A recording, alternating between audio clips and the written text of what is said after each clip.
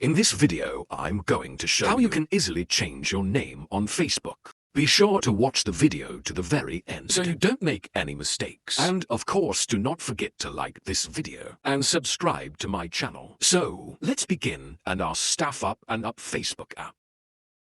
Then head over to Menu. Hit a gear icon to open up Settings, and then tap at Personal Information. Then towards the top of the screen, you can easily find the name. Just tap on that, you will be taken to this page where you can change your name. Just by changing first name, middle name, and the last name in that text fields. Keep in mind that if you change your name on Facebook or Instagram, you can change it again for 60.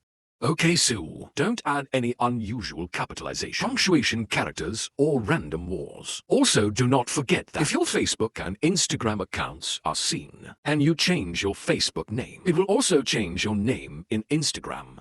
If you don't want to change your Instagram name, I'll show you later what you need to do. If you want to change name on Facebook, you can do it right here, then hit at Review Change. Then you should select how you will appear on your profile. You can select one of that options. And then confirm name changing. Just enter your Facebook password in that field and then hit on Save Changes to change your name on Facebook.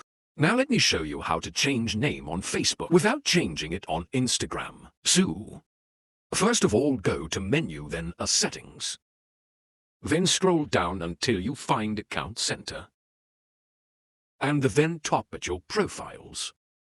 And the Find Profile, which include both of your Facebook and Instagram profiles. Here it is at the very first position. You can get into it. And then tap at Facebook or Instagram profile. Just like that, you will be taken to this page where you need to unsync your Facebook and Instagram. To do that, just turn this feature off in that way. After that, you can repeat this step I showed earlier in the video to change your name on Facebook.